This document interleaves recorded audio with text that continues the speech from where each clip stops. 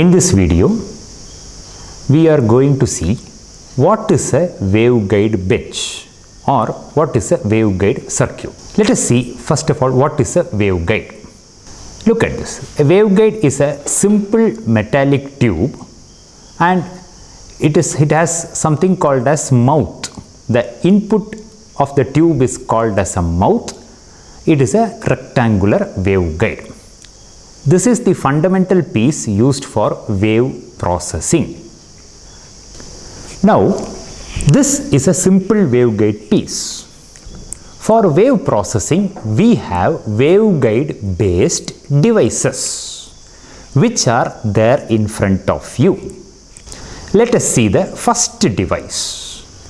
The first device is you see that there is a small vessel that is mounted on top of a waveguide piece. You see the vessel and you see the waveguide piece on which it is mounted. This is a source setup.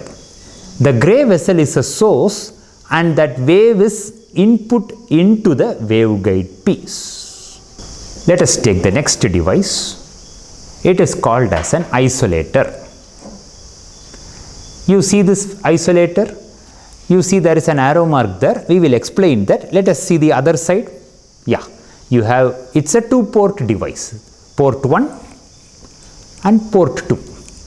So, a good idea of this isolator will be given in videos, but this is another example of a waveguide device which allows wave transmission only in one direction. Note the arrow mark there. The wave will be traveling in the direction of that arrow mark. Why is it used? We will be explaining it in the next videos.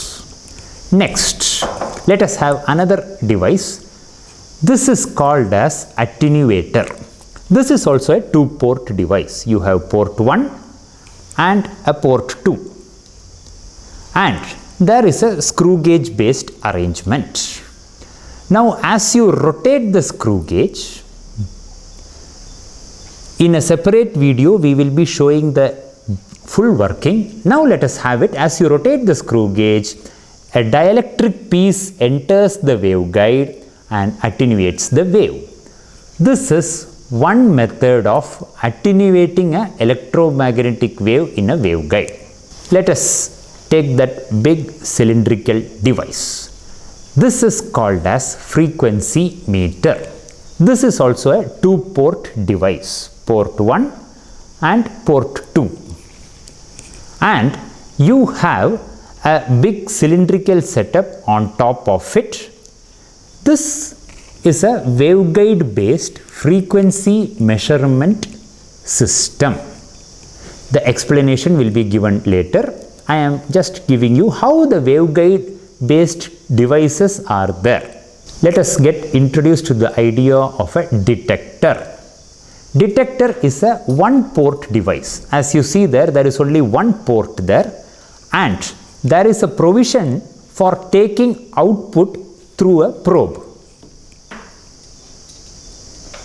This output can be taken to any VSWR meter, power meter or any other microwave detection device.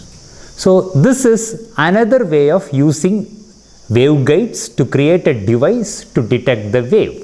We have seen the waveguide components individually. Now, you see a complete setup in which they have been connected together in a seamless fashion. This collection of waveguide based equipments is called as a waveguide bench.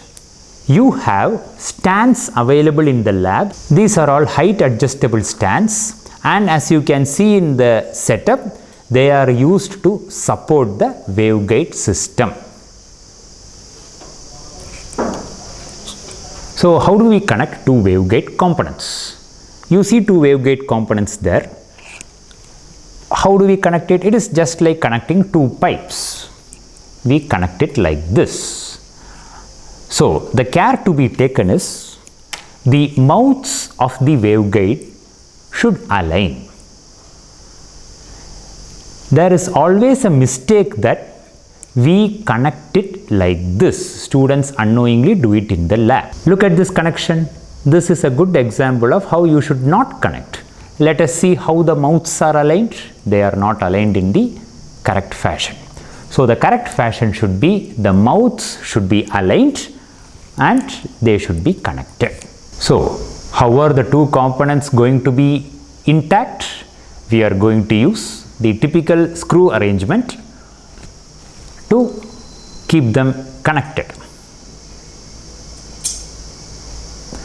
So 4 screws are used.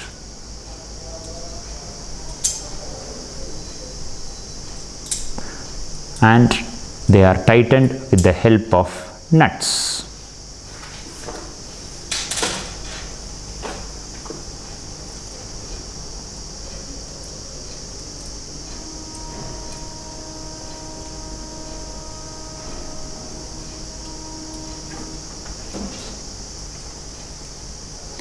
It has to be a very careful process. We are dealing with mechanical devices.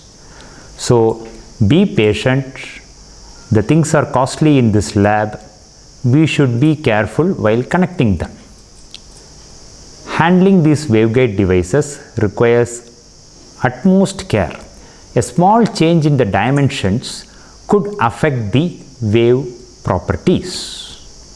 So you see the screws being tightened with the help of nuts.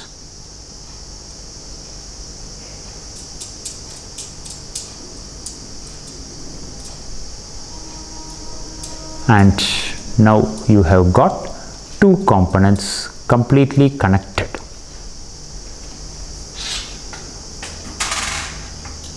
Okay.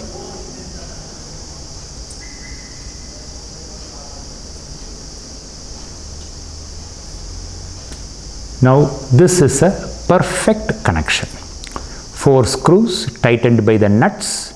This is how we connect two waveguide components. In this fashion, we have connected the devices and a sample connection is shown in front of you.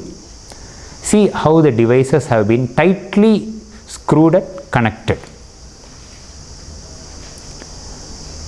This is how you start constructing a waveguide bench.